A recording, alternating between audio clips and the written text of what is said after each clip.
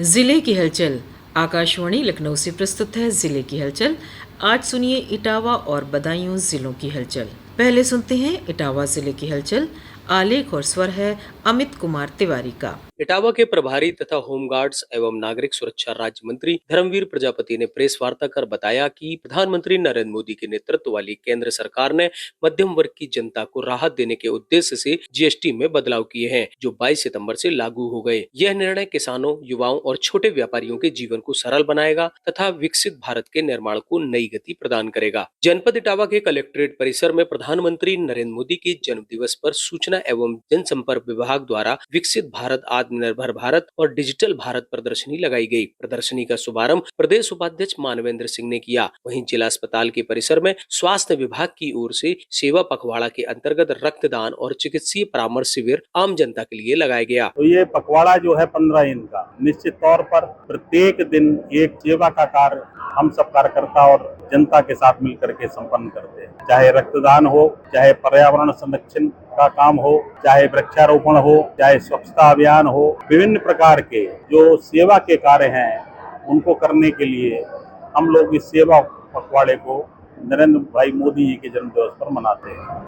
इटावा जिला शिक्षा एवं अनुश्रवण समिति निपुण भारत मिशन की बैठक कलेक्ट्रेट स्थित नवीन सभागार में जिलाधिकारी सुभ्रांत कुमार शुक्ल की अध्यक्षता में संपन्न हुई। बैठक में जिलाधिकारी ने ऑपरेशन कायाकल्प निपुण भारत मिशन, केजीबीवी स्कूल चलो अभियान के अंतर्गत नवीन नामांकन, आरटीआई के अंतर्गत छात्रों का प्रवेश, पाठ्यक्रम वितरण, मध्याह्न भोजन योजना में छात्र उपस्थिति, डीबीटी, आधार नामांकन स्टेटस, समर्थ मानव संपदा, शिक्षक स्थानांतरण सहित अन्य विषयों की समीक्षा की। जिलाधिकारी ने निर्देशित करते हुए कहा कि हर खंड शिक्षा अधिकारी अपने अपने क्षेत्र में कम से कम 5 खराब स्थिति वाले विद्यालयों की सूची बनाएं और उन्हें बेहतर बनाने का प्रयास करें। इटावा जिले में त्योहारों के मद्देनजर रिजर्व पुलिस लाइन में पुलिस कर्मियों द्वारा दंगा बलवा नियंत्रण मॉक ड्रिल का आयोजन किया गया। वरिष्ठ पुलिस अधीक्षक ब्रजेश कुमार श्रीवास्तव ने बताया कि मॉक ड्रिल में प्रतिभाग कर रहे पुलिस कर्मियों, रिक्रूट आरक्षियों को भविष्य में कभी भी किसी भी परिस्थिति में दंगा या बलवा में आक्रोशित भीड़ को नियंत्रित करने के बारे में बताया गया है। साथ ही इस बारे में निर्देशित भी किया गया है।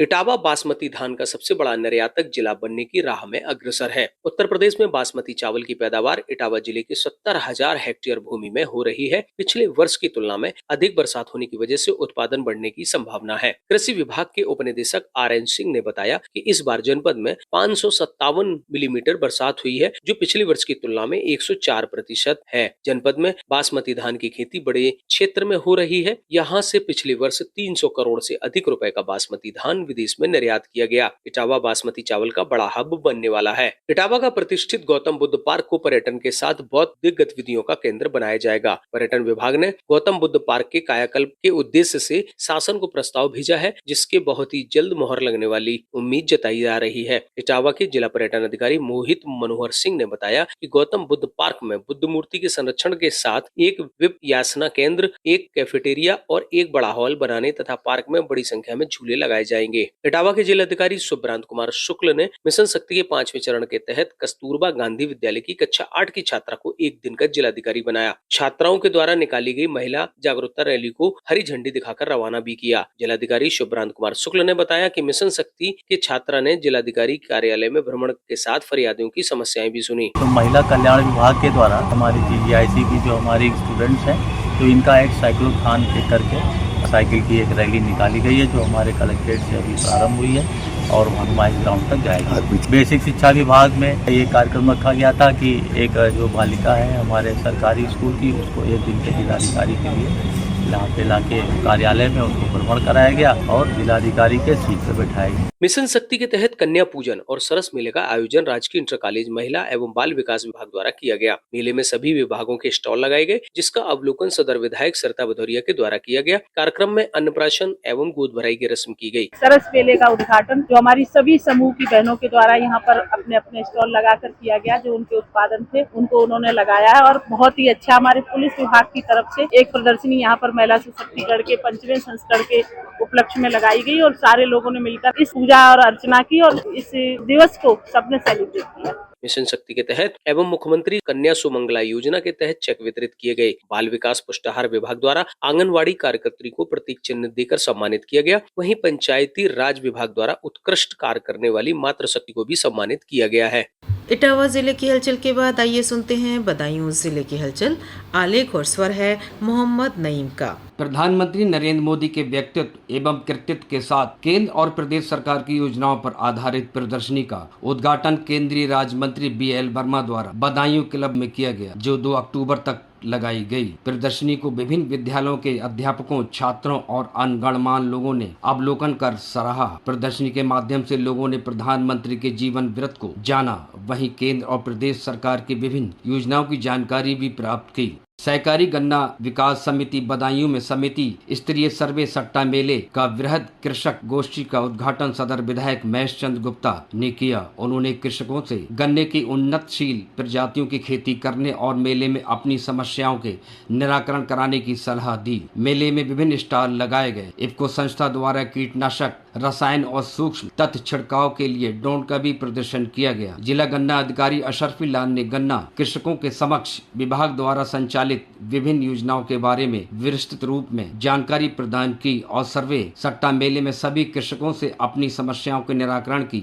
अपील की। मेले में गन्ना समिति बदायूं द्वारा स्टॉल भी लगाए गए, जिसमें विभिन्न कीटनाशक, बायो फर्टिलाइजर, सिंगल बड से नर्सरी तैयार करने का मॉडल प्रस्तुत किया गया। समिति सभापति वेद प्रकाश राठौर द्वारा समिति की भविष्य की योजनाओं जैसे खाद गोदाम का निर्माण, त्वरित गन्ना मूल्य भुगतान विषय पर अपने विचार रखे गए। मेले में शेखुपुर चीनी मिल समिति के उपाध्यक्ष सोमरन लाल द्वारा गन्ना मूल का भुगतान चीनी मिल सत्र प्रारंभ होने से पहले कराने की अपील की गई। बदायूं जिले में बेरोजगार युवकों को रोजगार दिलाने के प्रयास जारी हैं। इसी क्रम में उत्तर प्रदेश रोजगार मिशन के अंतर्गत बीते दिनों आयोजित जिला कार्यकारी समिति की बैठक की अध्यक्षता करते हुए मुख्य विकास अधिकारी केशव कुमार ने बताया कि शासन स्तर से रोजगार संगम पोर्टल बनाया गया है, जिस पर हाई स्कूल से कम और ITI, स्नातक, डिप्लोमा और इंजीनियरिंग के पास इच्छुक युवा तथा बेरोजगार रोजगार देने वाले नियोक्ता अपना पंजीकरण कर सकते हैं। बैठक में मुख्य विकास अधिकारी ने जिला रोजगार सहायता अधिकारी और संबंधित अधिकारियों को निर्देशित किया कि वो जिले में अधिक से अधिक नौकरी देने वाले नियोक्ताओं जैसे HPCL और 50 करोड़ रुपए से अधिक के टर्नओवर वाली कंपनियों, विभिन्न कंपनियों, संस्थानों का पंजीकरण कराएं, जिससे जिले में रोजगार सृजन होगा और बेरोजगारों को रोजगार उपलब्ध हो सकेगा। उन्होंने बताया कि रोजगार प्रक्रिया के संचालन और निगरानी के लिए एक ऑनलाइन व्यवस्था विकसित की गई है। इसके अंतर्गत रोजगार संगम पोर्टल की स्थापना की गई है, जिसमें विभिन्न सुविधाएं उपलब्ध हैं। इसके साथ ही रोजगार संबंधित सूचनाएं और समस्याओं के लिए इंटीग्रेटेड कॉल सेंटर का संचालन भी किया गया है। महिलाओं और बालिकाओं की सुरक्षा, सम्मान और स्वावलंबन के लिए मिशन शक्ति के 5वें चरण के विशेष अभियान का मुख्यमंत्री द्वारा लखनऊ में किए गए शुभारंभ कार्यक्रम का सीधा प्रसारण बदायूं स्थित NIC में किया गया, जिसे जनप्रतिनिधियों, अधिकारियों, महिलाओं और बालिकाओं ने देखा और सुना। कार्यक्रम के दौरान कन्या जन्मोत्सव के अंतर्गत बच्चियों को बेबी किट देकर प्रोत्साहित किया गया। मुख्यमंत्री कन्या सुमंगला योजना के अंतर्गत को बालिकाओं को प्रमाण पत्र देकर सम्मानित किया गया। इस दौरान भाजपा जिला अध्यक्ष राजीव कुमार गुप्ता ने कहा कि आज हर क्षेत्र में महिलाएं अपनी प्रतिभा का लोहा मनवा रही हैं। लड़कियों की शिक्षा को प्राथमिकता देनी चाहिए। प्रधानमंत्री नरेंद्र मोदी के आकाशवाणी पर मन की बात कार्यक्रम की 126वीं कड़ी को बदायूं में 2000 से अधिक बूथों पर भाजपा के जनप्रतिनिधियों, पदाधिकारियों और कार्यकर्ताओं ने सुना और सराहा। उन्होंने कहा कि प्रधानमंत्री ने लोगों से इस त्योहारी मौसम में स्वदेशी और स्थानीय उत्पादों को बढ़ावा देने का आह्वान किया है। देश को आत्मनिर्भर बनाने का रास्ता स्वदेशी से ही आगे बढ़ सकता है। ये था आकाशवाणी लखनऊ के क्षेत्रीय समाचार एकांश द्वारा प्रस्तुत जिले की हलचल का आज का अंक।